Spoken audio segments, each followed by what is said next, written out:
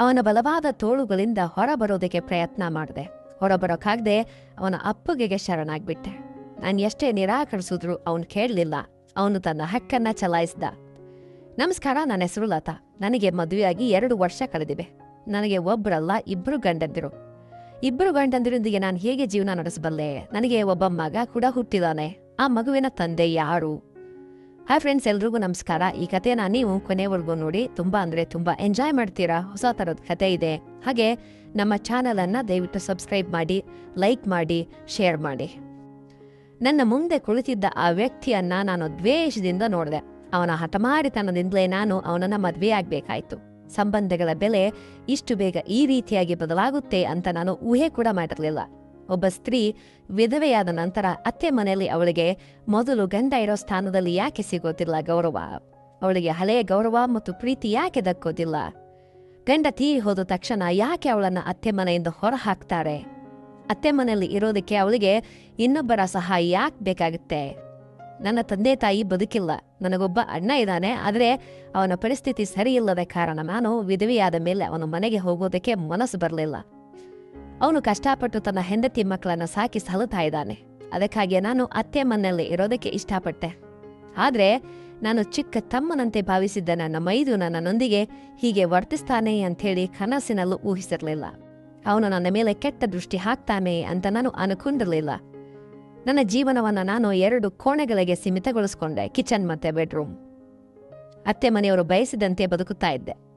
ನನ್ನ ಗಂಡನ ಅಕಾಲಿಕ ಮರಣದ ನಂತರ ನನಗೆ ಜೀವನದ ಮೇಲೆ ಆಸೆನೇ ಹೋಯಿತು. ಹೊರಗಿನ ಪ್ರಪಂಚದ ಆಕರ್ಷಣೆಗಳೇನು ಅನ್ನೋದನ್ನ ನಾನು ಮರೆತು ಬಿಟ್ಟೆ. ಕೋಣೆಯ ಒಳಗಿದ್ದು ಅಡಿಗೆ ಮಾಡೋದು ಅಥವಾ ಏನಾದರೂ ಕೆಲಸ ಇದ್ರೆ ಹೊರಗೆ ಬಂದು ಕೆಲಸ ಮುಗಿಸಿದ ತಕ್ಷಣ ಕೋಣೆಗೆ ಹೋಗ್ತಾ ಇದ್ದೆ. ನಮ್ಮತ್ತೆ ತನ್ನ ಮಗನ ಸಾವು ತಂದ ದುಃಖದಲ್ಲಿದ್ರು. ಆದರೆ ಅವರು ಸ್ವಲ್ಪ ಚೇತರಿಸಿಕೊಂಡ ನಂತರ ನನಗೆ ರೂಮಲ್ಲಿ ಕುಳಿತುಕೊಳ್ಳುವ ಅವಕಾಶವೂ ಸಿಗಲಿಲ್ಲ. ಅತ್ತೆ ಮನೆಯ ಸಂಪೂರ್ಣ ಜವಾಬ್ದಾರಿಯನ್ನು ನನ್ನ ಮೇಲೆ ಹಾಕಿದ್ರು. ನನ್ನ ಓಡ್ಗಿತ್ತಿಯರು ಮನೆ ಕೆಲಸಕ್ಕೆ ಕೈಯೇ ಹಚ್ಚುತ್ತಾ ಇರಲಿಲ್ಲ. ದಿನವಿಡೀ ನನ್ನಿಂದಲೇ ಕೆಲಸ ಮಾಡಿಸ್ತಾ ಇದ್ರು.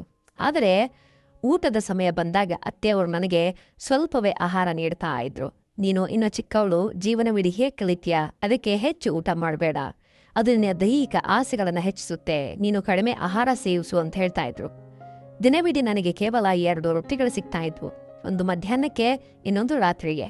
ನನಗೆ ನನ್ನ ಗಂಡ ವಿಜಯ ಬದುಕಿದ್ದ ದಿನಗಳು ನೆನಪಾಗ್ತಾ ಇದ್ವು. ನಮ್ಮ ಜೀವನ ಎಷ್ಟೊಂದು ಚೆನ್ನಾಗಿತ್ತು. ವಿಜಯ್ ಜೊತೆ 2 ವರ್ಷ ಕಳೆದಿದ್ದೆ. ಜೀವನದಲ್ಲಿ ಯಾವುದೇ ನೋವಿಲ್ಲ ಅನ್ನುವಂತೆ ಇರ್ತಾ ಇದ್ದೆ. ಆದರೆ ಅವರ ಅಕಾಲಿಕ ಮರಣ ನನ್ನನ್ನು ಸಾಯಿಸ್ತು. ಅದರ ನಂತರ ಈ ಸಮಾಜ ಒಬ್ಬ ವಿಧವೆ ಜೊತೆ ನಡೆಸಿಕೊಳ್ಳುವ ರೀತಿ ನನ್ನ ಜೀವಿಸುವ ಹಕ್ಕನ್ನೇ ಕಸಿದುಕೊಂಡಿತು. ಮನೆಯಲ್ಲಿ ಯಾರಾದರೂ ನಗುತ್ತಾ ಹರಟೆ ಹೊಡಿತಾ ಇದ್ರೆ ನಾನು ಕೂಡ ಅವರ ಮಾತಿಗೆ ನಕ್ರೆ ಅಥವಾ ಮಾತಾಡಿದ್ರೆ ಅತ್ತೆಯವರು ನನ್ನನ್ನ ಕೋಪದಿಂದ ನೋಡುತ್ತಾ, ನಿನಗೆ ನಾಚಿಕೆ ಇಲ್ವಾ? ಚಿಕ್ಕ ವಯಸ್ಸಲ್ಲೇ ವಿಧವೆಯಾಗಿದ್ಯಾ? ನಿನ್ನ ಗಂಡ ಈ ಪ್ರಪಂಚನೇ ಬಿಟ್ಟು ಹೋಗಿದ್ದಾನೆ, ನೀನು ನಾಚಿಕೆ ಇಲ್ದೆ ನಗತಾ ಇದೆಯಾ ಅಂತ ಹೇಳ್ತಾ ಇದ್ರು. ನಾನೇನು ದೊಡ್ಡ ಪಾಪ ಮಾಡಿದ್ದೀನಿ ಅಂಥೇಳಿ ನನಗನ್ನಿಸ್ತಾ ಇತ್ತು. ಅದಕ್ಕಾಗಿಯೇ ನಾನು ನನ್ನ ತುಟಿಗಳ ಮೇಲೆ ಮೌನದ ಮುದ್ರೆಯನ್ನು ಹಾಕ್ಕೊಂಡೆ. ಬಿಳಿ ಸೀರೆ ನನ್ನ ಉಡುಪಾಯಿತು. ಯಾರ ಮದುವೆಗೂ ಹೋಗೋದಕ್ಕೆ ನನಗೆ ಅನುಮತಿ ಇರಲಿಲ್ಲ. ಸುಮಂಗ್ಲೆಯರ ಪಕ್ಕದಲ್ಲಿ ವಿಧವೆ ಕೂರಿಸ್ಕೊಳ್ಬಾರ್ದು, ವಿಧವೆ ನೆರಳು ಸುಮಂಗ್ಲೆಯರ ಮೇಲೆ ಬೀಳಬಾರ್ದು ಅಂಥೇಳಿ ಹೇಳ್ತಾ ಇದ್ರು. ನನ್ನ ಓಡಗಿತ್ತಿ ಕೂಡ ನಾನು ಅಸ್ಪೃಶ್ಯಳು ಅಂಬಂತೆ ನನ್ನಿಂದ ದೂರ ಇರ್ತಾ ಇದ್ಲು. ಆದರೂ ನಾನು ತಾಳ್ಮೆಯಿಂದ ಜೀವನ ಸಾಗಿಸ್ತಾ ಇದ್ದೆ. ಒಮ್ಮೆ ನನ್ನ ನಾದಿನಿ ಮತ್ತು ಅವರ ಗಂಡ ಮನೆಗೆ ಊಟಕ್ಕೆ ಬಂದಿದ್ರು. ಅಡಿಗೆ ಮಾಡಿದ ನಂತರ ನಾನು ಅಡಿಗೆ ಮನೆಯಲ್ಲಿ ಕೂತ್ಕೊಂಡು ಚಟ್ನಿಯೊಂದಿಗೆ ತಣ್ಣಗಾದ ರೊಟ್ಟಿ ತಿಂತಾ ಇದ್ದೆ. ಯಾಕಂದ್ರೆ ಅತ್ತೆಯವರು ನನಗೆ ಯಾವಾಗಲೂ ಸಾದಾ ಆಹಾರ ತಿನ್ಬೇಕು, ರುಚಿಯಾದ ಪದಾರ್ಥಗಳನ್ನು ತಿನ್ನಬಾರದು ಅಂತ ಹೇಳ್ತಾ ಇದ್ರು. ಮನೆಯಲ್ಲಿ ಆ ಸಮಯದಲ್ಲಿ ಎಷ್ಟೋ ತರಹದ ರುಚಿಕರ ಅಡುಗೆಗಳಿದ್ವು. ಆದರೆ ನನಗೆ ಹಸಿವಾಗಿದ್ದರಿಂದ ಮಧ್ಯಾಹ್ನದ ರೊಟ್ಟಿ ತಗೊಂಡು ಚಟ್ನಿಯೊಂದಿಗೆ ತಿಂತಾ ಇದ್ದೆ. ನನ್ನ ಜೀವನದಿಂದ ಸಂತೋಷಗಳು ಆಗ್ಲೇ ಹೊರಟು ಹೋಗಿದ್ವು. ನನಗೆ ನಗೋದಕ್ಕೆ ಅಥವಾ ಮಾತಾಡೋದಕ್ಕೆ ಕೂಡ ಇಷ್ಟ ಇರಲಿಲ್ಲ. ಬದುಕಿದ್ದೇನೆ ಅನ್ನೋದಕ್ಕೆ ಕೇವಲ ಉಸಿರಾಡ್ತಾ ಇದ್ದೆ ಅಷ್ಟೇ. ವಿಜಯ್ ಅವರ ಮರಣದ ಸುದ್ದಿ ತಿಳಿದಾಗಲೇ ನಾನು ಸತ್ತು ಹೋಗಿದ್ದೇನೋ ಅಂತ ಅನಿಸ್ತಾ ಇತ್ತು. ನಾನು ಅಡಿಗೆ ಮನೆಯಲ್ಲಿ ಅಡಿಗೆ ಮಾಡ್ತಾ ಇರಬೇಕಾದ್ರೆ ನನ್ನ ನಾದಿನಿಯ ಗಂಡ ಅಡಿಗೆ ಮನೆಗೆ ಬಂದು 1 ಕಪ್ ಟೀ ಮಾಡ್ಕೊಡ್ತೀಯಾ ಅಂದ್ರು. ಸರಿ ಅಂದೆ. ನನ್ನ ರೊಟ್ಟಿಯನ್ನ ಅಲ್ಲೇ ಶೆಲ್ಫ್ ಮೇಲೆ ಇಟ್ಟು ಟೀ ಮಾಡೋದಕ್ಕೆ ಶುರು ಮಾಡಿದೆ. ಅವರು ಟೀ ಕೇಳಿ ಹೊರಗೆ ಹೋಗ್ತಾರೆ ಅಂತ ಅನ್ಕೊಂಡೆ. ಆದರೆ ಅವರು ಬಾಗಿಲ ಹತ್ತಿರ ಕೈಕಟ್ಟಿ ನಿಂತು ನನ್ನನ್ನೇ ನೋಡ್ತಾ ಇದ್ರು. ಅವರ ಈ ನಡವಳಿಕೆ ನನಗೆ ತುಂಬ ನೋವನ್ನು ನೀಡಿತು. ನಾನು, ಪ್ರಸಾದ್ ಅವರೇ, ನೀವು ಹೊರಗೆ ಹೋಗಿ ಕೂತ್ಕೊಳ್ಳಿ, ನಾನು ಟೀ ಮಾಡಿ ತರ್ತೀನಿ ಅಂತ ಹೇಳಿದೆ. ಅವರು ಹೊರಗೆ ಹೋಗದೆ ಅಡಿಗೆ ಮನೆಯ ಒಳಗೆ ಬಂದು ನನ್ನ ಹತ್ತಿರ ನಿಂತ್ಕೊಂಡು, ನಿನ್ನನ್ನು ನೋಡಿದ್ರೆ ನನಗೆ ತುಂಬ ಬೇಸರ ಆಗುತ್ತೆ, ನಿನ್ನ ಜೀವನದ ಬಗ್ಗೆ ಯೋಚನೆ ಮಾಡಿದ್ರೆ ಕಷ್ಟ ಆಗ್ತಾ ಇದೆ, ಇಷ್ಟು ಚಿಕ್ಕ ವಯಸ್ಸಿನಲ್ಲಿ ವಿಧಿವಿಯಾದ, ಅದರಲ್ಲೂ ನಿನಗೆ ಸರಿಯಾಗಿ ಊಟ ಕೂಡ ನೀಡ್ತಾ ಇಲ್ಲ. ಹೌದು, ಒಳ್ಳೆಯ ಆಹಾರ ಮನುಷ್ಯನ ಭಾವನೆಗಳನ್ನು ಬೆಡೆದೆಬ್ಬಿಸುತ್ತೆ. ನೀನು ಚಿಕ್ಕವಳು, ಸುಂದರಿಯಾಗಿದ್ಯಾ, ನಿನ್ನ ಯೌವನ ನಿನ್ನ ಕಾಡಿದ್ರೆ ಏನ್ ಮಾಡ್ತೀಯಾ? ನಿನ್ನ ಭಾವನೆಗಳನ್ನು ತಣಿಸ್ಕೊಳ್ಳೋದಕ್ಕೆ ನಿನಗೆ ಯಾವ ಆಧಾರವೂ ಇಲ್ವಲ್ಲ ಅಂತ ಹೇಳ್ತಾ ಇದ್ರು. ಅಂತಹ ಮಾತುಗಳನ್ನು ಕೇಳಿದ ಕೂಡಲೇ ನನ್ನ ಕಿವಿಗಳು ಕೂಡ ಕೆಂಪಾದ್ವು. ನಾನಿದನ್ನು ಹೇಗೆ ಸಹಿಸ್ಕೊಳ್ತಾ ಇದ್ನೋ ನನಗೇ ತಿಳಿತಾ ಇಲ್ಲ. ಆ ಸ್ಥಾನದಲ್ಲಿ ಬೇರೆ ಯಾರಾದರೂ ಇದ್ದಿದ್ರೆ ನಾನು ಅವರ ಕೆನ್ನೆಗೆ ಹೊಡಿತಾ ಇದ್ದೆ. ಆದರೆ ಅವರು ನನ್ನ ನಾದಿನಿಯ ಗಂಡ. ಒಂದು ವೇಳೆ ನಾನೇನಾದರೂ ಹೊಡೆದ್ರೆ ಅದು ದೊಡ್ಡ ಗಲಾಟೆ, ಗದ್ದಲ ಹಾಕ್ತಾ ಇತ್ತು. ಆಗ ಬಹುಶಃ ನನ್ನ ಅತ್ತೆ ನನ್ನನ್ನು ಮನೇಲಿ ಇರೋದಕ್ಕೆ ಕೂಡ ಬಿಡ್ತಾ ಇರಲಿಲ್ಲ ಅನ್ಸುತ್ತೆ. ಮನೆಯಿಂದ ಹೊರಗೆ ಹಾಕ್ತಾ ಇದ್ರು. ನಾನು ಎಲ್ಲಿಗೆ ಹೋಗ್ಲಿ? ವಿಜಯವರ ಮರಣದ ನಂತರ ನನ್ನ ಅಸಹಾಯಕತೆ ಒಂದು ತಮಾಷೆಯಾಗಾಯ್ತು. ನನ್ನ ಕಣ್ಣುಗಳಿಂದ ಕಣ್ಣೀರು ಸುರಿತಾ ಇದೆ. ಅಷ್ಟರಲ್ಲೇ ನನ್ನ ಮೈದುನ ದೇವ ಅಡಿಗೆ ಮನೆಗೆ ಬಂದ. ನನ್ನ ಮೈದುನ ಹೆಸರು ದೇವ. ಅವನು ಅಡಿಗೆ ಮನೆಗೆ ಬಂದ. ಅವನು ಕಠಿಣವಾದ ಮಾತುಗಳಿಂದ ನನ್ನ ಭಾವನನ್ನು ನೋಡಿ, ನೀವು ಇಲ್ಲಿ ಏನು ಮಾಡ್ತಾ ಇದ್ದೀರಿ? ನಿಮಗೆ ಅಡಿಗೆ ಮನೇಲಿ ಏನು ಕೆಲಸ ಅಂತ ಕೇಳ್ದ ನನ್ನ ನಾದಿನಿಯ ಗಂಡನಿಗೆ. ಅವನು ಗಾಬರಿಯಾಗಿ, ನಾನು ಟೀ ತಗೊಳಕ್ ಬಂದೆ ಅಂತಂದ್ರು. ನೀವು ಹೊರಗೆ ಹೋಗಿ ಕೂತ್ಕೊಳ್ಳಿ, ನಿಮಗೆ ಟೀ ಸಿಗುತ್ತೆ ಅಂತ ಹೇಳ್ದ ದೇವ. ದೇವ ಬಂದಿದ್ದನ್ನು ನೋಡಿ ಅವರು ಗಾಬರಿಯಿಂದ ತಕ್ಷಣ ಅಡಿಗೆ ಮನೆಯಿಂದ ಹೊರಟು ಹೋದ್ರು ಹಾಲ್ಗೆ. ದೇವ ನನ್ನನ್ನು ಕೋಪದಿಂದ ನೋಡ್ತಾ ಇದ್ದ. ನನ್ನ ಮೈದಿನ ಅಲ್ವಾ, ಅದಕ್ಕೆ ಅವನು ನನ್ನನ್ನು ಏನಾದರೂ ತಪ್ಪಾಗಿ ಅರ್ಥ ಮಾಡ್ಕೊಳ್ತಾನೋ ಅಂಥೇಳಿ ನಾನು ಆತಂಕಗೊಂಡೆ. ಅವನು ನನ್ನ ಹತ್ರ ಬಂದು, ನಿಮಗೆ ಬಾಯಿ ಇಲ್ವಾ? ಎಷ್ಟೊತ್ತಿಂದ ಅವನು ಹುಚ್ಚುಚ್ಚಾಗಿ ಮಾತಾಡ್ತಾ ಇದ್ದಾನೆ, ನೀವು ಮೌನವಾಗಿ ಕೇಳಿಸ್ಕೊಂಡು ಕೂತಿದ್ದೀರಿ, ಅವನ ಕೆನ್ನೆಗೆ ಯಾಕೆ ಹೊಡಿಲಿಲ್ಲ ಅಂತಂದ. ಒಂದು ಸ್ವಲ್ಪ ನೀನು ನನ್ನ ಸ್ಥಾನದಲ್ಲಿ ನಿಂತ್ಕೊಂಡು ಯೋಚನೆ ಮಾಡು. ನಿನ್ನ ಪ್ರತಿ ಪ್ರಶ್ನೆಗೂ ಉತ್ತರ ಸಿಗುತ್ತೆ. ಈ ಮನೆ ಬಿಟ್ಟರೆ ನನಗೆ ಬೇರೆ ಆಶ್ರಯ ಇಲ್ಲ, ಅದಕ್ಕೆ ಸಹಿಸ್ಕೊಳ್ಬೇಕಾಗಿದೆ ಅಂತ ಹೇಳ್ದೆ. ಹಾಗೆ ಹೇಳಿ ಕಣ್ಣೀರನ್ನು ಒರೆಸ್ಕೊಂಡು ಕಪ್ಪಿನಲ್ಲಿ ಟೀ ಹಾಕಿ ಹೊರಗೆ ಕೊಟ್ಟು ಬಾ ಅಂಥೇಳಿ ಅವನಿಗೆ ಕೊಟ್ಟೆ. ನಾನು ನನ್ನ ತಣ್ಣಗಾದ ರೊಟ್ಟಿಯನ್ನು ತೆಗೆದುಕೊಂಡು ರೂಮ್ಗೆ ಹೋಗುತ್ತಾ ಇದ್ದೆ. ನೀವಿದನ್ನೇ ತಿಂತೀರಾ ಅತ್ಗೆ ಅಂತ ಹೇಳ್ದ ದೇವ. ಬಹುಶಃ ಅದೇ ನನ್ನ ಆಹಾರ ಅಂತ ಅವನಿಗೆ ಗೊತ್ತಿರಲಿಲ್ವೇನೋ ಪಾಪ. ನಾನು ಹೇಳ್ದೆ, ಹೌದು, ನನ್ನ ಹಣೆ ಬರದಲ್ಲಿ ಈಗ ಇದೆ. ನಾನು ಯಾಕೆ ಇದನ್ನು ತಿಂತಾ ಇದ್ದೀನಿ ಅಂಥೇಳಿ ನೀನು ಅಮ್ಮನನ್ನು ಕೇಳು, ಅಂದರೆ ನಿಮ್ಮ ಅಮ್ಮನ್ನ ಕೇಳು ಅಂತ ಹೇಳಿ ನನ್ನ ರೂಮಿಗೆ ನಾನು ಹೋಗ್ಬಿಟ್ಟೆ. ಆದರೆ ಅದರ ನಂತರ ದೇವ ಅವಳ ದೃಷ್ಟಿ ನನ್ನ ಮೇಲೆ ಬದಲಾಯಿತು. ಅವನು ನನ್ನನ್ನು ಗಮನಿಸೋದಕ್ಕೆ ಪ್ರಾರಂಭ ಮಾಡ್ದ, ಕೇರ್ ಮಾಡೋಕ್ಕೆ ಪ್ರಾರಂಭ ಮಾಡ್ದ ಅಂತ ನನಗೆ ತಿಳಿಯಿತು. ನಾನು ಅವನನ್ನು ನನ್ನ ತಮ್ಮನಂತೆ ಭಾವಿಸಿದ್ದೆ. ಹಾಗಾಗಿ ಅವನ ನೋಟ ನನಗೆ ಇಷ್ಟವಾಗಿಲ್ಲ. ಬಹುಶಃ ಗಂಡ ತೀರಿ ಹೋದ ಮೇಲೆ ಸಮಾಜದ ನೋಟ ಬದಲಾಗುತ್ತದೆಯೇನೋ. ಆಧಾರವಿಲ್ಲದ ಸ್ತ್ರೀಯನ್ನ ಪ್ರತಿ ಗಂಡಸು ತನ್ನ ಆಸ್ತಿ ಅಂತ ಭಾವಿಸುತ್ತಾನೇನೋ. ಒಂದು ಸಲ ದೊಡ್ಡ ಜಗಳವಾಗೋಯ್ತು. ದೇವ ಅವರಿಂದ ನಾನು ಅಂತಹ ಮಾತನ್ನ ಊಹಿಸಿರಲಿಲ್ಲ. ನಾನು ಅವನನ್ನು ಯಾವಾಗಲೂ ನನ್ನ ತಮ್ಮನಂತೆ ಕಂಡಿದ್ದೆ.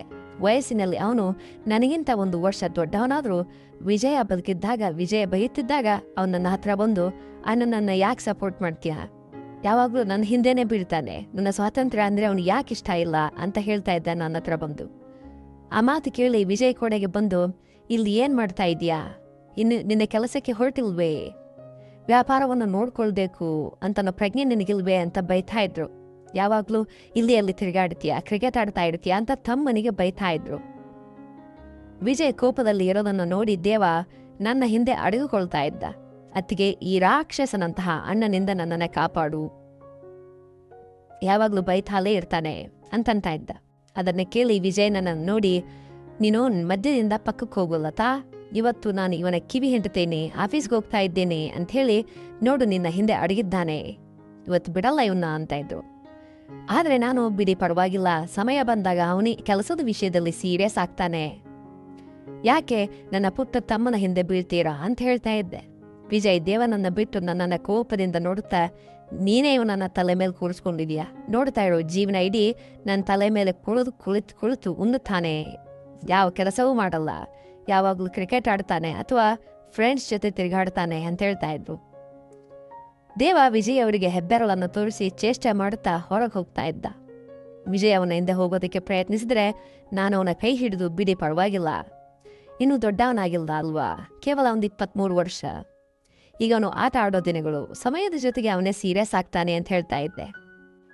ಆ ದಿನಗಳು ಎಷ್ಟೊಂದು ಸುಂದರವಾಗಿದ್ವು, ಆದರೆ ಈಗ ಅವು ಕನಸಾದ್ವು. ಆ ಸಮಯದಲ್ಲಿ ನಮ್ಮತ್ತೆ ಕೂಡ ನನ್ನನ್ನು ತುಂಬ ಪ್ರೀತಿಸ್ತಾ ಇದ್ರು. ಮನೆಯಲ್ಲಿ 2ನೇ ಸ್ಥಾನದಲ್ಲಿದ್ದ ಮನೆಯ ಜವಾಬ್ದಾರಿಯನ್ನು ನನ್ನ ಅತ್ತೇನೇ ನೋಡ್ಕೊಳ್ತಾ ಇದ್ರು. ನನಗೂ ಕೂಡ ಪೂರ್ಣ ಗೌರವ ಸಿಗ್ತಾ ಇತ್ತು. ನಮ್ಮತ್ತೆ ನನ್ನೊಂದಿಗೆ ಒಂದು ಕಟು ಮಾತನ್ನ ಕೂಡ ಆಡಿರಲಿಲ್ಲ. ನನ್ನ ಗಂಡ ನಾನು ಒಂದಿನ ಹೇಳಿದ್ರು, ಲತಾ, ಮದುವೆ ಆದ ತಕ್ಷಣ ನಾನು ಅಮ್ಮ ಮತ್ತು ತಂಗಿನ ಕೂರಿಸ್ಕೊಂಡು ಹೇಳಿದ್ದೇನೆ, ಲತಾ ನನ್ನ ಹೆಂಡತಿ, ಅದಕ್ಕೆ ಅವಳನ್ನ ಯಾವಾಗಲೂ ಮನೆ ಕೆಲಸದವಳಂತೆ ನೋಡಬೇಡಿ. ಕಿಚನ್ನಲ್ಲಿ ಅವಳ ಇಷ್ಟ ಬಂದಂತೆ ಅಡುಗೆ ಮಾಡ್ಕೊಂಡು ತಿನ್ನಬೇಕು, ಹೇಗೆ ಬದುಕಬೇಕು ಅನ್ನೋದು ಅವಳ ಇಷ್ಟವೇ. ನನ್ನನ್ನು ಕೇಳಿ ಅಡುಗೆ ಮಾಡೋದು, ಪ್ರತಿ ಕೆಲಸ ನನ್ನನ್ನು ಕೇಳಿ ಮಾಡೋದು ನನಗೆ ಇಷ್ಟ ಇಲ್ಲ. ಅವಳಿಗೂ ಬದುಕೋ ಹಕ್ಕಿದೆ ಅಂಥೇಳಿ ಅವಳಿಗೆ ಹೇಳಿ ಒಪ್ಪಿಸಿದ್ದೇನೆ ಅಂತ ನನ್ನ ಗಂಡ ನನಗೆ ಹೇಳಿದ್ರು. ವಿಜಯ್ ಬದುಕಿದ್ದಷ್ಟು ಕಾಲ ಮನೆಯಲ್ಲಿ ನನ್ನದೇ ಸಾಮ್ರಾಜ್ಯ ಆಗಿತ್ತು. ಎಲ್ಲವೂ ನನ್ನನ್ನು ಚೆನ್ನಾಗಿ ನೋಡ್ಕೊಳ್ತಾ ಇದ್ರು. ಆ ಒಬ್ಬ ವ್ಯಕ್ತಿ ಹೋದ ತಕ್ಷಣ ನನ್ನ ಜೀವನ ಆಕಾಶದಿಂದ ಭೂಮಿಗೆ ಬಿದ್ದಂತಾಯ್ತು. ನಾನೀಗ ದುಃಖದಲ್ಲಿ ಉಳಿದಿದ್ದೇನೆ. ಜೀವನ ಕಷ್ಟವಾಗಿತ್ತು. ಆದರೆ ದೇವ ನನ್ನ ಮೈದುನವರ ಮಾತು ಇನ್ನಷ್ಟು ಕಷ್ಟ ತಂತು. ನಮ್ಮತ್ತೆ ಕೋಪದಿಂದ ನನ್ನ ರೂಮಿಗೆ ಬಂದು, ನನ್ನ ಒಬ್ಬ ಮಗನನ್ನು ತಿಂದೆ, ಈಗ 2ನೇ ಅವನನ್ನು ಕೂಡ ನುಂಗೋದಕ್ಕೆ ನೋಡ್ತಾ ಇದೀಯಾ ಅಂತಂದ್ರು. ಅವರ ಮಾತು ನನಗೆ ಅರ್ಥ ಆಗಲಿಲ್ಲ. ಏನಾಯ್ತು ಅತ್ತೆವ್ರೆ? ನಾನೇನ್ ಮಾಡಿದೆ? ವಿಜಯ್ ತೀರು ಹೋಗುವುದು ನನ್ನ ಕೈಯಲ್ಲಿರಲಿಲ್ಲ ಅಲ್ವಾ? ಒಂದು ವೇಳೆ ನನ್ನ ಕೈಯಲ್ಲಿದ್ದಿದ್ರೆ ನಾನು ಅವರನ್ನು ಹೋಗೋಕೆ ಬಿಡ್ತಾ ಇರಲಿಲ್ಲ ಅಂತಂದೆ. ಅದಕ್ಕವರು, ಅದನ್ನ ಬಿಡು, ದೇವ ನಿನ್ನ ಹಿಂದೆ ಯಾಕೆ ಬಿದ್ದಿದ್ದಾನೆ? ನೀನು ಏನ್ ಮಾಯ ಮಾಡಿದೆ ಅವನಿಗೆ? ನಿನ್ನನ್ನೇ ಮದುವೆ ಆಗ್ತೇನೆ ಅಂತ ಇದ್ದಾನೆ ಅಂತಂದ್ರು. ಅದನ್ನ ಕೇಳಿದ ಕೂಡಲೇ ನನ್ನ ಕಿವಿಗಳನ್ನೇ ನಾನು ನಂಬೋದಕ್ಕಾಗಲಿಲ್ಲ. ಅವನಿಗೇನಾದ್ರು ಹುಚ್ಚೆ? ನಾನು ಅವನನ್ನ ಯಾವಾಗಲೂ ನನ್ನ ತಮ್ಮನಂತೆ ಭಾವಿಸಿದ್ದೇನೆ. ನಾನು ಅವನನ್ನ ಮದುವೆ ಆಗೋದಕ್ಕೆ ಸಾಧ್ಯ ಇಲ್ಲ ಅಂತ ಹೇಳ್ದೆ. ಅವನು ಹಠ ಹಿಡಿದಿದ್ದಾನೆ. ನಿಮ್ಮ ಮಾವನ ಹತ್ತಿರ ಕೂಡ ಹೇಳಿದ್ದಾನೆ, ಮದುವೆ ಆದರೆ ನಿನ್ನನ್ನೇ ಮಾಡ್ಕೊಳ್ತಾನಂತೆ. ಈಗ ನನಗೆ ಹೇಳು, ನೀನು ದೇವ ಜೊತೆ ಯಾವ ರೀತಿ ವ್ಯವಹಾರ ನಡೆಸ್ತಾ ಇದ್ಯಾ? ನೀನು ಹೇಳು, ನಿನಗೆ ನಾಚಿಕೆ ಇಲ್ವೇ? ನಮ್ಮ ಕಣ್ಣ ಮುಂದೆನೇ ವಿಜಯ್ ಅವರನ್ನ ನಿನ್ನ ಬಲೆಯಲ್ಲಿ ಬೀಳಿಸ್ಕೊಂಡೆ ಅಂತ ಹೇಳಿದ್ರು. ನಾನು ಅಂಥದ್ದೇನೂ ಮಾಡಿಲ್ಲ, ನನ್ನ ಮೇಲೆ ಯಾವ ಪ್ರಮಾಣ ಬೇಕಾದರೂ ಮಾಡಿಸ್ಕೊಳ್ಳಿ ಅಂತ ಹೇಳಿದೆ. ಅತ್ತೆ ಕೋಪದಿಂದ ರೂಮಿಂದ ಹೊರಗೆ ಹೋದ್ರು. ನನಗೆ ದೇವನ ಮೇಲೆ ತುಂಬ ಕೋಪ ಬಂತು. ಈ ತಮಾಷೆನೆಲ್ಲ ಮಾಡುವ ಅಗತ್ಯ ಅವನಿಗೇನಿತ್ತು? ಅವನು ನನ್ನನ್ನು ಮದುವೆ ಆಗಬೇಕು ಅಂತ ಹೇಗೆ ಅನ್ಕೊಂಡ? ನೇರವಾಗಿ ದೇವರ ರೂಮ್ಗೆ ಹೋದೆ. ಅವನು ಮುಂದೆ ನಿಂತು, ನೀನು ಶುರು ಮಾಡಿದ ಈ ಹೊಸ ತಮಾಷೆ ಏನಿದೆ? ಮನೆಯಲ್ಲಿ ಎಲ್ಲರೂ ನನ್ನನ್ನು ನಿಂದಿಸ್ತಾ ಇದ್ದಾರೆ, ಬೈತಾ ಇದ್ದಾರೆ ಅಂತ ಹೇಳಿದೆ. ನಾನೇನು ಮಾಡಿದೆ ಅಂತಂದ. ನನ್ನನ್ನು ಮದುವೆ ಆಗ್ತೀನಿ ಅಂತ ಹೇಳಿದ್ಯಾ ಅಂತಂದೆ. ಹಾಂ ಹೌದು, ಅದರಲ್ಲಿ ತಪ್ಪೇನಿದೆ ಅಂತಂದ. ನಾನು ನಿನ್ನ ಅಣ್ಣನ ಹೆಂಡ್ತಿ ಅಂತಂದೆ. ನನಗೆ ಗೊತ್ತು ಅಂತಂದ. ಅವನ ಉತ್ತರಕ್ಕೆ ನಾನು ಆಶ್ಚರ್ಯಪಟ್ಟೆ. ನೀನು ಹುಚ್ಚ ದೇವ? ನಾನು ನಿನ್ನನ್ನು ಯಾವಾಗಲೂ ನನ್ನ ತಮ್ಮನಂತೆ ಕಂಡಿದ್ದೇನೆ ನಿನಗೆ ಗೊತ್ತಿಲ್ವಾ ಅಂತಂದೆ. ನಾನು ಆ ದಿನಗಳಲ್ಲಿ ಮಾತ್ರ ನಿಮ್ಮ ತಮ್ಮನಾಗಿದ್ದೆ ಅಂತಂದ ದೇವ. ನಾನು ಅವನ ಮುಂದೆ ಕೈಯನ್ನು ಮುಗಿದು ಹೇಳಿದೆ, ನನಗೆ ಈ ಮನೆ ಬಿಟ್ಟರೆ ಬೇರೆ ಆಶ್ರಯವಿಲ್ಲ. ಇಲ್ಲದೇ ಇದ್ರೆ ನಾನು ಯಾವಾಗಲೂ ನಮ್ಮ ಅಣ್ಣನ ಮನೆಗೆ ಹೋಗಿ ಬಿಡ್ತಾ ಇದ್ದೆ. ದಯವಿಟ್ಟು ನನ್ನ ಜೀವನವನ್ನ ಕಷ್ಟಕ್ಕೆ ತಳ್ಳಬೇಡ. ಇಲ್ಲಿ ತಲೆಮರೆಸ್ಕೊಳ್ಳೋದಕ್ಕೆ ನನಗೆ ಸಿಕ್ಕಿದ ಜಾಗವನ್ನ ನನ್ನಿಂದ ಕಸಿದುಕೊಳ್ಳಬೇಡ ಅಂತಂದೆ. ಅವನು, ಆಶ್ರಯವನ್ನೇ ಕೊಡ್ತಿದ್ದೀನಲ್ವಾ ನನ್ನ ಹೆಸರಿನೊಂದಿಗೆ ಅಂತಂದ. ನನಗೆ ನಿನ್ನಿಂದ ಯಾವ ಸಹಾಯವೂ ಬೇಡ. ನೀನು ಮಾಡಿದ ಈ ಕೆಲಸದಿಂದ ನಿಮ್ಮಮ್ಮ ನಾನು ನಿನ್ನನ್ನು ಬಲೆಯಲ್ಲಿ ಬೀಳಿಸ್ಕೊಂಡಿದ್ದೀನಿ ಅಂತ ಅನ್ಕೊಳ್ತಾ ಇದ್ದಾರೆ ಅಂದೆ. ಈ ಮಾತನ್ನ ಕೇಳಿ ಅವನು ಮದುವೆ ಬೇಡ ಅಂತಾನೆ ಅಂತ ಅನ್ಕೊಂಡೆ. ಆದರೆ ಅವನು, ಯಾರು ಏನಾದರೂ ಅಂದ್ಕೊಳ್ಳಿ, ಅಪ್ಪ ನನ್ನ ನಿರ್ಧಾರಕ್ಕೆ ಒಪ್ಪಿದ್ದಾರೆ. ನನಗೆ ಯಾರೊಂದಿಗೂ ಸಂಬಂಧವೂ ಇಲ್ಲ. ನೀನು ಕೂಡ ಮದುವೆಗೆ ಸಿದ್ಧ ಆಗು ಅಂತಂದ. ನಾನು ನಿನ್ನನ್ನು ಮದುವೆ ಆಗಲ್ಲ ಅಂಥೇಳಿ ನನ್ನ ರೂಮಿಗೆ ಬಂದು ವಿಜಯ್ ಅವರ ಫೋಟೋ ಹಿಡ್ಕೊಂಡು ಅಳ್ತಾ ಕೂತ್ಕೊಂಡೆ. ಅವರಿದ್ದಾಗ ಯಾರೂ ನನ್ನ ಮೇಲೆ ಕೆಟ್ಟ ದೃಷ್ಟಿ ಹಾಕೋ ಧೈರ್ಯ ಮಾಡ್ತಾ ಇರಲಿಲ್ಲ. ನನ್ನ ಭಾವ ಅಂದರೆ ನಾದಿನಿಯ ಗಂಡ ನೀಚ ಮಾತುಗಳನ್ನು ಹೇಗೋ ಸಹಿಸ್ಕೊಂಡೆ. ಈಗ ದೇವ ಹದ್ದು ಮೀರಿದ್ದಾನೆ. ಏನ್ ಮಾಡಬೇಕು ಅಂತ ನನಗೆ ತಿಳಿತಾ ಇಲ್ಲ. ಮರುದಿನ ನಮ್ಮ ಮಾವ ನನ್ನನ್ನು ಮದುವೆ ಬಗ್ಗೆ ಕೇಳಿದಾಗ ನಾನು ನಿರಾಕರಿಸ್ದೆ. ನಾನು ಈ ಮದುವೆ ಮಾಡ್ಕೊಳ್ಳೋದಕ್ಕೆ ಸಾಧ್ಯ ಇಲ್ಲ. ದೇವ ನನ್ನ ಯಾವಾಗಲೂ ನನ್ನ ಸಹೋದರನಂತೆ ಭಾವಿಸಿದ್ದೇನೆ. ನಾನು ವಿಜಯ್ ಅವರ ಹೆಂಡತಿಯಾಗಿ ಇಲ್ಲೇ ಇರೋದಕ್ಕೆ ಸಾಧ್ಯ ಇಲ್ವೇ ಅಂತಂದೆ. ಒಂದು ವೇಳೆ ನೀನು ಈ ಮದುವೆ ನಿರಾಕರಿಸಿದ್ರೆ ನಾನು ಖಂಡಿತವಾಗಿ ನಿನ್ನನ್ನು ನಿಮ್ಮ ಅಣ್ಣನ ಮನೆಗೆ ಕಳಿಸ್ಬೇಕಾಗುತ್ತೆ. ನಿರ್ಧಾರ ನಿನ್ನ ಕೈಯಲ್ಲಿದೆ. ಆದರೆ ಲತಾ, ನೀನು ನಮ್ಮ ಮನೆಯಲ್ಲೇ ಇರಬೇಕು ಅಂತನ್ನೋದು ನನ್ನ ಆಸೆ ಅಂತಂದ್ರು ಮಾವ. ಅತ್ತೆ, ಅವಳು ನಿರಾಕರಿಸ್ತಿರ್ಬೇಕಾದ್ರೆ ಅವಳು ಹಿಂದೆ ಯಾಕೆ ಬೀಳ್ತೀರಾ? ಯಾಕೆ ಅವಳ ಮೇಲೆ ಬಲವಂತ ಮಾಡ್ತಾ ಇದ್ದೀರಾ ಅಂತಂದ್ರು. ಈ ಹುಡುಗಿಗೆ ಇನ್ನೂ ಅಷ್ಟೊಂದು ಜ್ಞಾನ ಇಲ್ಲ. ಮುಂದೆ ಅವಳಿಗೆ ಎಷ್ಟು ಕಷ್ಟ ಎದುರಾಗುತ್ತೆ ಗೊತ್ತಾ ಅಂತ ತಿಳಿದಿಲ್ಲ ಅವಳಿಗೆ. ಆದರೆ ನನಗೆ ದೇವನ ನಿರ್ಧಾರ ಸರಿ ಅಂತ ಅನ್ಸುತ್ತೆ ಅಂತಂದ್ರು ಮಾವ. ದೊಡ್ಡ ಸೊಸೆಯ ನಡವಳಿಕೆಯ ನೀನು ಕಣ್ಣಾರಿ ನೋಡಿದ್ಯಾ? ಅವಳು ಇವಳನ್ನ ತನ್ನ ಹತ್ತಿರ ಕೂಡ ಕೂತ್ಕೊಳ್ಳೋದಕ್ಕೆ ಬಿಡೋದಿಲ್ಲ. ನಾನಿವತ್ತು ಬದುಕಿದ್ದೇನೆ, ನಾಳೆ ಇರಲ್ಲ. ಆಗ ಇವಳ ಪರಿಸ್ಥಿತಿ ಏನು ಅಂತ ಯಾರಿಗಾದ್ರೂ ಯೋಚನೆ ಮಾಡಿದ್ದೀರಾ? ಇವಳು ನಮ್ಮ ವಿಜಯ್ ಅವರ ನೆನಪು. ನಾವು ಇವಳನ್ನ ಅನಾಥೇನಾಗಿ ಮಾಡೋದಕ್ಕೆ ಆಗಲ್ಲ. ಅದಕ್ಕೆ ದೇವಾನ ನಿರ್ಧಾರ ಸರಿಯಾಗಿದೆ ಅಂತಂದ್ರು. ನಂತರ ನನ್ನೊಂದಿಗೆ ನೀ ನಿರ್ಧಾರವನ್ನು ಗೌರವಿಸಬೇಕು ಅಂಥೇಳಿ ನಾನು ಬಯಸ್ತೇನೆ. ಇದು ನಿನ್ನ ಜೀವನಕ್ಕೆ ಒಂದು ಒಳ್ಳೆಯ ನಿರ್ಧಾರ ಆಗುತ್ತೆ. ನಿನಗೊಂದು ಭದ್ರತೆ, ಆಶ್ರಯ ಬೇಕು. ಅದು ದೇವನ ರೂಪದಲ್ಲೇ ನಿನಗೆ ಸಿಗುತ್ತೆ ಅಂತಂದ್ರು. ದೇವ ನನ್ನ ಮದುವೆಯಾಗೋದು ನನಗೆ ಅನಿವಾರ್ಯ ಆಯಿತು. ನಿಜವಾಗಿಯೂ ನನಗೊಂದು ಆಶ್ರಯ ಬೇಕಿತ್ತು. ದೇವ ಮದುವೆಯಾಗಿ ಬೇರೆ ಹೆಂಡತಿ ಬಂದರೆ ನನ್ನನ್ನು ಸಹಿಸೋದಿಲ್ಲ ಅಂತನ್ನೋದು ಕೂಡ ಅಷ್ಟೇ ನಿಜ ಆಗಿತ್ತು. ಆದರೆ ವಿಜಯ್ ಅವರ ಸ್ಥಾನದಲ್ಲಿ ನಾನು ಯಾರನ್ನ ಇರಿಸೋದಕ್ಕೆ ಆಗೋದಿಲ್ಲ ಅಂತನ್ನೋದು ಕೂಡ ಸತ್ಯ ಆಗಿತ್ತು. ಅದಕ್ಕೆ ನಾನು ಈ ಮನೆಯಲ್ಲಿ ಇರೋದಕ್ಕೆ ದೇವ ನನ್ನ ಮದುವೆಯಾಗೋದಕ್ಕೆ ನಿರ್ಧಾರವನ್ನು ಮಾಡಿದೆ. ಆದರೆ ನಂತರ ದೇವನೊಂದಿಗೆ ಬೇರೆ ಮದುವೆ ಕೂಡ ಮಾಡ್ಕೋ ಅಂತ ಹೇಳ್ತೇನೆ ಅಂತ ಅನ್ಕೊಂಡೆ. ನನಗೆ ಅವನ ಹೆಸರು ಬಿಟ್ಟರೆ ಇನ್ನೇನು ಬೇಡ, ಅವನ ಹೆಸರಿನೊಂದಿಗೆ ಬದುಕುತ್ತೇನೆ ಅಂತ ನಿರ್ಧಾರ ಮಾಡಿದೆ. ಆಗ ನಾನು ಕೇವಲ ನನಗೆ ಆಶ್ರಯ ಕೊಡೋದಕ್ಕೆ ಮಾತ್ರ ಅವನು ನನ್ನನ್ನು ಮದುವೆ ಆಗ್ತಾ ಇದ್ದಾನೆ ಅಂತ ಅನ್ಕೊಂಡಿದ್ದೆ. ದೇವ ಒಬ್ಬ ಕೆಲಸದವನ ಮೂಲಕ ಸೀರೆನ ನನ್ನ ರೂಮಿಗೆ ಕಳಿಸ್ದ. ಮದುವೆ ಸೀರೆನ ನಾನು ಧರಿಸಲಿಲ್ಲ. ನಾನು ಒಮ್ಮೆ ಮದುಮಗಳಾಗಿದ್ದೆ, ಅಂದರೆ ಒಮ್ಮೆ. ಮತ್ತೆ ಆಗುವ ಆಸೆ ನನಗಿಲ್ಲ. ನಾನು ಆ ಬಿಳಿ ಸೀರೆಯಲ್ಲೇ ದೇವ ನನ್ನ ಮದುವೆಯಾದೆ. ಹೌದು, ಅತ್ತೆಯವರು ಮದುವೆ ಅಗ್ನಿ ಸುತ್ತಬೇಕಾದ್ರೆ ನನ್ನ ತಲೆಯ ಮೇಲೆ ಕೆಂಪು ಬಣ್ಣದ ಒಂದು ಬಟ್ಟೆಯನ್ನು ಹಾಕಿದ್ರು. ದೇವನೊಂದಿಗೆ 7 ಹೆಜ್ಜೆ ಇಡಬೇಕಾದ್ರೆ ನನಗೆ ಆ ಸಮಯ ನೆನಪಾಯಿತು. ನನ್ನ ಕಣ್ಣಿನಿಂದ ನೀರು ಸುರಿತಾ ಇತ್ತು. ದೇವ ನನ್ನ ಹಣೆಗೆ ಸಿಂಧೂರವನ್ನ ಇಟ್ಟಾಗ ನನಗೆ ಅವನ ಮೇಲೆ ದ್ವೇಷ ಹುಟ್ಟಿತು. ಯಾಕಂದ್ರೆ ನಾನು ಅವನನ್ನು ನನ್ನ ಗಂಡನ ಸ್ಥಾನದಲ್ಲಿ ನೋಡೋದಕ್ಕೆ ಸಾಧ್ಯ ಇರಲಿಲ್ಲ. ಮದುವೆ ಆದ ಮೇಲೆ ಅವನು ನನ್ನ ರೂಮಿಗೆ ಬಂದು ಬಾಗಿಲನ್ನು ಹಾಕಿದಾಗ ನನ್ನ ಹೃದಯವನ್ನ ಯಾರೋ ಹಿಡ್ದಂತಾಯ್ತು. ಅವನು ನನ್ನ ಹತ್ರ ಬಂದು ಕೂತ ಕೂಡಲೇ ನಾನು ಹಿಂದೆ ಸರಿದು ಬಿಟ್ಟೆ. ನಾನು ನಿನಗೆ ಮದುವೆ ಸೀರೆ ಕಲಿಸಿದ್ದೆ ಅಲ್ವಾ, ಅದನ್ನ ಯಾಕೆ ಹಾಕೊಳ್ಳಿಲ್ಲ ಅಂತಂದ. ನನಗೆ ನಿಮ್ಮ ಅಣ್ಣನ ಸ್ಥಾನವನ್ನು ಎಂದಿಗೂ ಕೊಡೋದಕ್ಕೆ ಸಾಧ್ಯ ಇಲ್ಲ. ಹೌದು, ಈ ಮನೇಲಿ ಇರೋದಕ್ಕೆ ನೀನು ನಿನ್ನ ಹೆಸರು ಕೊಟ್ಟಿದ್ಯಾ, ಅದಕ್ಕೆ ನಾನು ನಿನಗೆ ಋಣಿಯಾಗಿರ್ತೇನೆ. ಆದರೆ ನನ್ನ ಕಡೆಯಿಂದ ನಿನಗೆ ಅನುಮತಿ ಇದೆ, ನೀನು ಯಾವಾಗ ಬೇಕಾದರೂ 2ನೇ ಮದುವೆ ಮಾಡ್ಕೊಳ್ಬೋದು ಅಂತಂದೆ. ಅವನು ತುಂಬ ಪ್ರೀತಿಯಿಂದ ನನ್ನ ಕೈಯನ್ನು ಹಿಡ್ಕೊಂಡು ಕಣ್ಣಲ್ಲಿ ನೀರು ತುಂಬಿಕೊಂಡು, ಮೊದಲು ನಾನು ಮೊದಲನೇ ಮದುವೆಯನ್ನು ಉಳಿಸ್ಕೊಳ್ತೇನೆ, 2ನೇ ಮದುವೆ ಬಗ್ಗೆ ಆಮೇಲೆ ಯೋಚನೆ ಮಾಡ್ತೇನೆ ಅಂತಂದ. ಅವನು ನನ್ನ ಹತ್ರ ಬರುವ ಮೊದಲೇ ನಾನು ಅವನಿಂದ ಕೈಯನ್ನು ಬಿಡಿಸ್ಕೊಂಡು ಪಕ್ಕಕ್ಕೆ ನಿಂತೆ.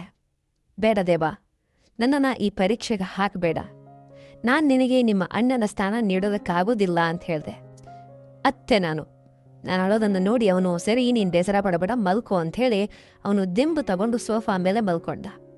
ನಾನು ಸೈಡ್ ಟೇಬಲ್ ಮೇಲೆ ಇದ್ದ ವಿಜಯ್ ಅವರ ಫೋಟೋವನ್ನು ತಗೊಂಡು ಎದೆಗೆ ಹಚ್ಕೊಂಡು ಅಳುತ್ತಾ ನಿದ್ದೆ ಮಾಡಿದೆ.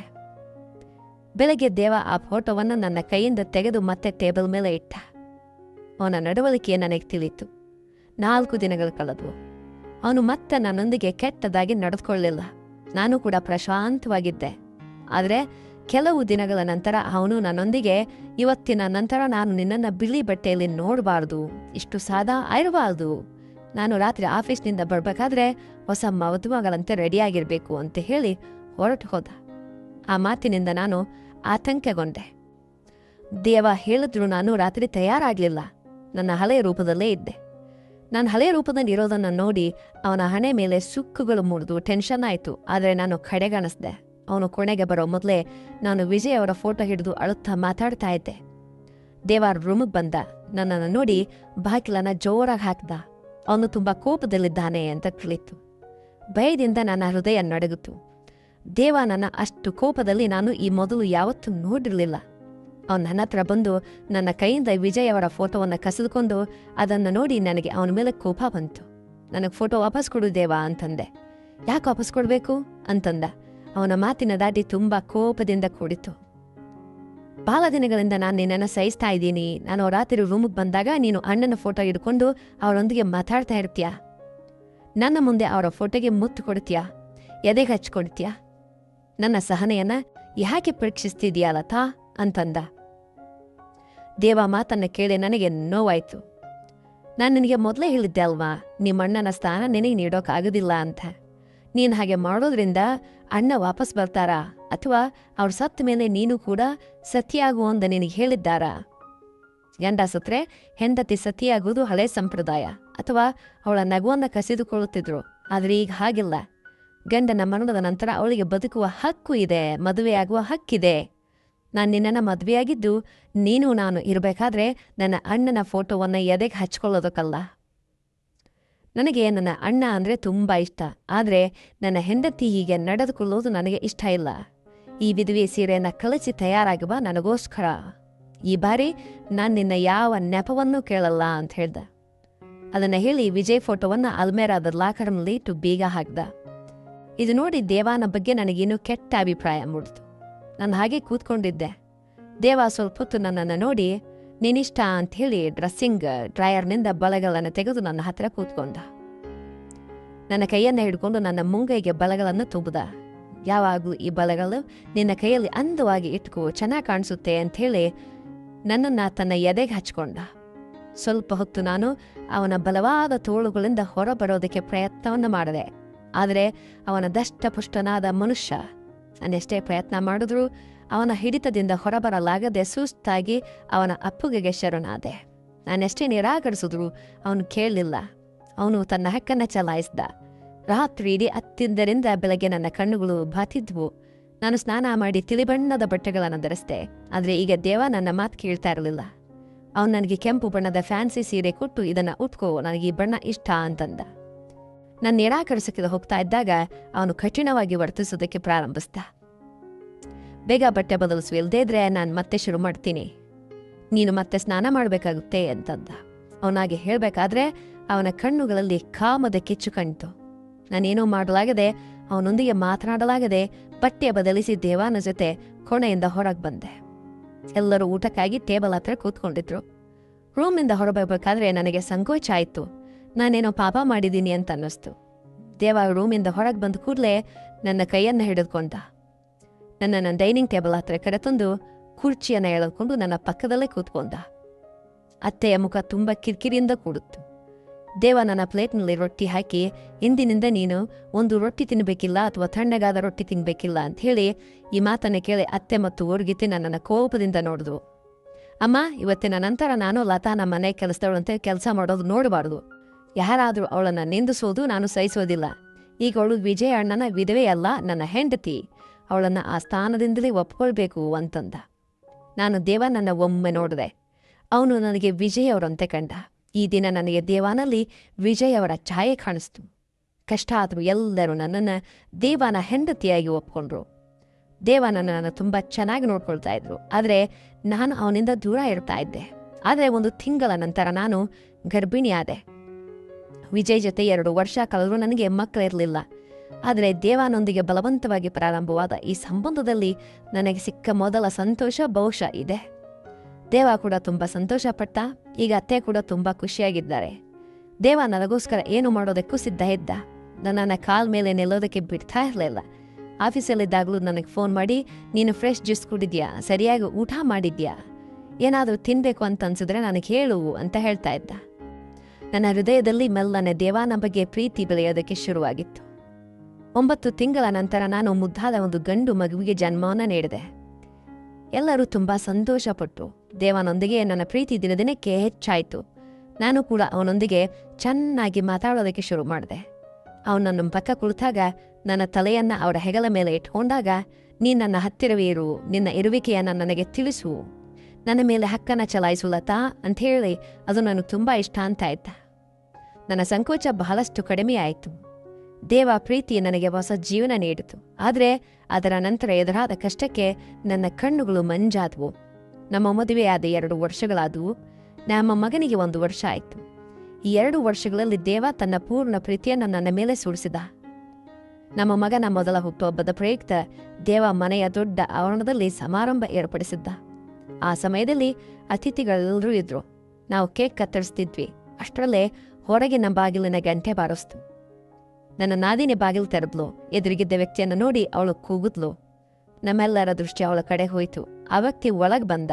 ಅವನನ್ನು ನೋಡಿ ನಾನು ನಂತರದ ಉಸಿರನ್ನು ತೆಗೆದುಕೊಳ್ಳೋದನ್ನು ಕೂಡ ಮರೆತುಬಿಟ್ಟೆ. ಅವನು ಬೇರೆ ಯಾರೂ ಅಲ್ಲ, ನನ್ನ ಮೊದಲ ಗಂಡ ವಿಜಯ್. ಅವನು ಬದುಕಿದ್ದಾನೆ. ಇದು ಹೇಗೆ ಸಾಧ್ಯ? ವಿಜಯ್ ಅವರ ಆತಂಕದ ನೋಟ ನನ್ನನ್ನೇ ಹುಡುಕ್ತಾ ಇತ್ತು. ನಾನು ಕಲ್ಲಿನಂತೆ ನಿಂತುಬಿಟ್ಟೆ. ವಿಜಯ್ ಬದುಕಿರೋದನ್ನು ನೋಡಿ ಎಲ್ಲರೂ ಅವನ ಹತ್ರ ಓಡೋದ್ರು. ಅವನನ್ನು ಅಪ್ಕೊಳ್ಳೋದಕ್ಕೆ ಶುರು ಮಾಡಿದ್ರು. ಕೆಲವು ವರ್ಷಗಳಿಂದ ವಿಜಯ್ ದುಬೈಗೆ ಹೋಗೋದಕ್ಕೆ ವಿಮಾನದಲ್ಲೇ ಕುಳಿತಿದ್ದ. ಆದರೆ ವಿಮಾನ ಪತನ ಆಯಿತು ಅಂತನೂ ಸುದ್ದಿ ಬಂತು. ಪ್ರಯಾಣಿಕರೆಲ್ಲರೂ ಸತ್ರು ಅಂತ ಕೇಳಿದ್ವು. ಆದರೆ ಈಗ ಅವರು ಬದುಕಿ ನಮ್ಮ ಮುಂದೆ ನಿಂತಿದ್ದಾನೆ. ವಿಮಾನ ಇನ್ನು ಆಕಾಶಕ್ಕೆ ಹೆಚ್ಚು ಎತ್ತರ ಹೋಗಿರಲಿಲ್ಲ. ಭೂಮಿಯಿಂದ ಸ್ವಲ್ಪವೇ ಮೇಲೆ ಹೋಗಿತ್ತು. ಅಷ್ಟರಲ್ಲಿ ವಿಮಾನದ ಟೈರ್ಗೆ ಬೆಂಕಿ ಹೊತ್ಕೊಂಡಿತ್ತು. ಬಹಳಷ್ಟು ಜನ ಪ್ರಯಾಣಿಕರು ಗಲಿಬಿಲಿಯಿಂದ ಹೊರಗೆ ಬರಲು ಪ್ರಯತ್ನಿಸಿದ್ರು.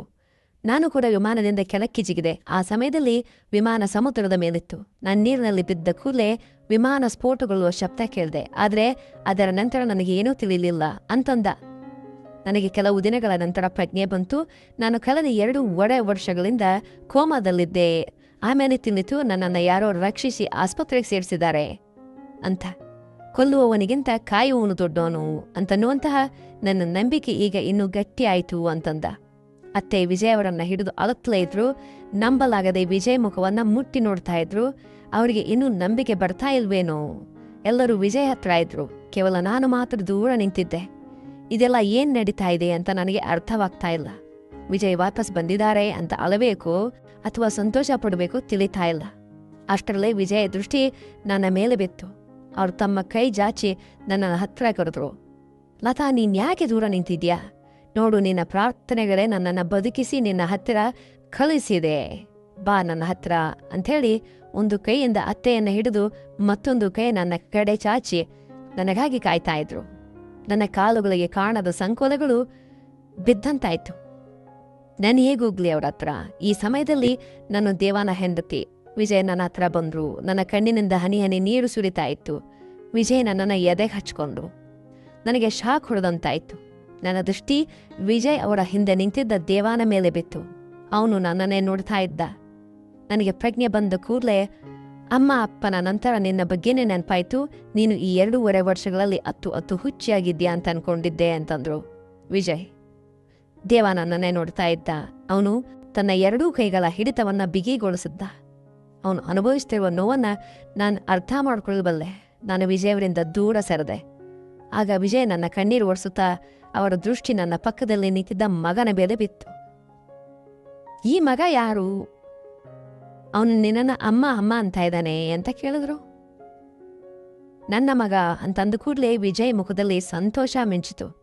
ಅವನ ತಕ್ಷಣ ಚಿಂಟುವನ್ನ ಎತ್ಕೊಂಡು, ಲತಾ, ಇವನು ನಮ್ಮ ಮಗ ಅಂತಂದ್ರು. ಅವರ ಅತಿಯಾದ ಪ್ರೀತಿಯಿಂದ ನನ್ನ ಮಗನಿಗೆ ಮುತ್ತನ್ನ ಕೊಡ್ತಾ ಇದ್ರು. ಎಲ್ಲರೂ ಮೌನವಾಗಿದ್ರು. ಈ 2.5 ವರ್ಷಗಳಲ್ಲಿ ಏನು ನಡೆದಿದೆ ಅಂತ ಹೇಳುವ ಧೈರ್ಯ ಯಾರಿಗೂ ಇರಲಿಲ್ಲ. ಅತಿಥಿಗಳೆಲ್ಲರೂ ಮೆಲ್ಲನೆ ಹೊರಟು ಹೋದ್ರು. ಮನೆಯವರು ಮಾತ್ರ ಉಳಿದ್ರು. ವಿಜಯ್ ದೃಷ್ಟಿ ಇನ್ನೂ ನನ್ನ ಮೇಲೇನೇ ಇತ್ತು. ನಾನು ರೂಮಿಗೆ ಹೋಗಬೇಕು ಅಂಥೇಳಿ ಅವರು ಕೂಡ ನನ್ನ ಹತ್ತಿರ ಬರಬೇಕು ಅಂತ ಬಯಸಿದ್ರು. ಆದರೆ ನಾನು ವಿಚಿತ್ರವಾದ ಸಂಕಷ್ಟದಲ್ಲಿ ಸಿಲುಕಿದ್ದೆ. ಒಂದು ಕಡೆ ವಿಜಯ, ಮತ್ತೊಂದು ಕಡೆ ದೇವ ಮತ್ತು ನನ್ನ ಮಗು. ದೇವ ಕೂಡ ಅಲ್ಲಿಯೇ ನಿಂತಿದ್ದ. ಅವನು ಕೂಡ ನನ್ನನ್ನೇ ನೋಡ್ತಾ ಇದ್ದ. ವಿಜಯ್ ಎಲ್ಲರೊಂದಿಗೆ ನಾನು ಸುಸ್ತಾಗಿದ್ದೀನಿ, ಸ್ವಲ್ಪ ರೆಸ್ಟ್ ಮಾಡಬೇಕು ಅಂತಂದ್ರು. ಹಾಗೆ ಹೇಳಿ ನನ್ನ ಹತ್ರ ಬಂದು, ಲತಾ, ನೀನು ಯಾಕೋ ಮೌನವಾಗಿದೆಯಾ, ಏನಾಯ್ತು ಅಂತಂದ್ರು. ಈಗ ನಾನು ಅವರಿಗೆ ಏನು ಹೇಳಲಿ? ಸರಿ, ನಾನು ಬದುಕಿ ಬಂದಿದ್ದೇನೆ ಅಂತ ನೀನು ಇನ್ನು ನಂಬುತ್ತಾ ಇಲ್ವಾ ಅಂತ ನಕ್ರು. ಅವರು ನನ್ನ ಕೈ ಹಿಡಿತಾ ಇದ್ದಂತೆ ದೇವ ನಮ್ಮ ಹತ್ರ ಬಂದ. ಅಣ್ಣ, ಲತಾ ಈಗ ನಿಮಗೆ ಏನೂ ಆಗೋದಿಲ್ಲ ಅಂತಂದ. ಅವನು ವಿಜಯ್ ಕೈಯಿಂದ ನನ್ನ ಕೈಯನ್ನೇ ಬಿಡಿಸ್ದ. ನಾನಾಗಲೇ ಜೀವವಿಲ್ಲದಂತಾಗಿದ್ದೆ. ವಿಜಯ್ ಆಶ್ಚರ್ಯದಿಂದ ದೇವನನ್ನ ನೋಡಿ, ನನಗೆ ಅರ್ಥ ಆಗ್ತಾ ಇಲ್ಲ, ನೀನು ಏನು ಹೇಳೋದಕ್ಕೆ ಬಯಸ್ತಾ ಇದೆಯಾ ಅಂತಂದ್ರು. ಅಣ್ಣ, ನೀವು ಕೂಡ ಪ್ರಯಾಣಿಕ ಜೊತೆ ತೀರು ಹೋಗಿದ್ದೀರಿ ಅಂತ ನಮಗೆ ತಿಳಿಯಿತು. ಅದಕ್ಕೆ ನಾನು ಲತಾಳನ್ನ ಮದುವೆ ಆಗಬೇಕಾಯ್ತು ಅಂತಂದ ದೇವ.